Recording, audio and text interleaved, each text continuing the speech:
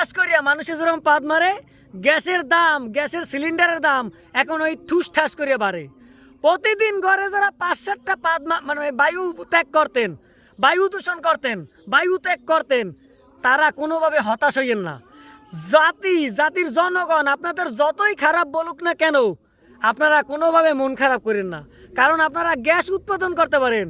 আপনারা যারা গ্যাসের সমস্যায় ভোগেন আর আকাশের নিচে থেকে পরিবেশের মধ্যে থেকে হুটহাট করিয়া বায়ু দূষণ করিয়া বায়ু চাপ বাড়ান, আপনাদের নিয়ে মানুষ বাজে কথা বলে, আপনারা কোনোভাবে মন খারাপ করেন না, কারণ আপনারা কিন্তু বায়ু ত্যাগ করতে পারেন, গ্যাস উৎপাদন করতে পারেন।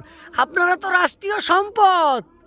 যে হারে গ্যাসের দাম বাড়তে আছে, কোন দিন না হয় গ্যাসের নজেল আপনাদের পিছনে লাগাই দেবে, বলবে প্লিজ আপনি একটু পরপর ঠুস ঠাস করে বায়ু ত্যাগ করেন, আমাদের সিলিন্ডারটা বৃদ্ধি করেন। দেশে যে হারে গ্যাসের সংকট বাড়তে আছে, আপনাকে তো রাষ্ট্রীয় সম্পদ হিসেবে ঘোষণা করা হবে। হ্যাঁ, আপনি রাষ্ট্রীয় সম্পদ। আপনি কোথায় যান? আপনি কাছে আসেন, আপনি বসেন, আপনাদের নিয়ে একটা গ্যাস চেম্বারে বসানো হবে। আপনারা গ্যাস চেম্বারে সরকারি সিটে বসবেন, পিছনে একটা নজেল পাইপ থাকবে, ঠুক করে ঢুকিয়ে দেওয়া হবে, আর কোনো জায়গা দিয়ে এরকম করে পাম্পিং করা হবে। যতটুকু গ্যাস আছে তা আপনার শোধন করে নেওয়া হবে, ওইগুলো সিলিন্ডারে বড় হবে, ওইগুলো বাজারজাত করা হবে। এছাড়া তো কোনো উপায় দেখি না। সরকার গ্যাসের দাম বাড়ায় 300, আর সিন্ডিকেট গ্যাসের দাম বাড়ায় 1300।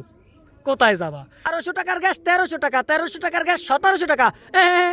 কোনো লাইন নেই। 1700 তো ভালো, 1900, 2000 টাকায়ও এমন বরিশাল শহরে গ্যাস পাওয়া যায় না। কেন? কারণ গ্যাস সংকট। চাহিদা বাড়লে যোগান কমবে, সবাই জানে।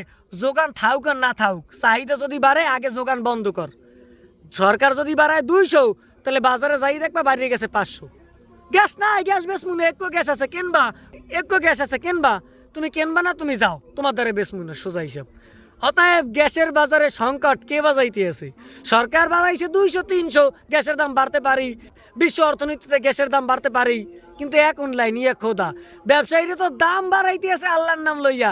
আর আল্লাহর নাম লই দাম বাড়াইলে তুমি যদি অভিশাপ দাও আল্লাহর দ্বারে, আল্লাহ তো বিচার করবে না, কারণ সে তো আগে আল্লাহর নাম লই দাম বাড়াইছে। আল্লাহ বিচার করো, বিচার।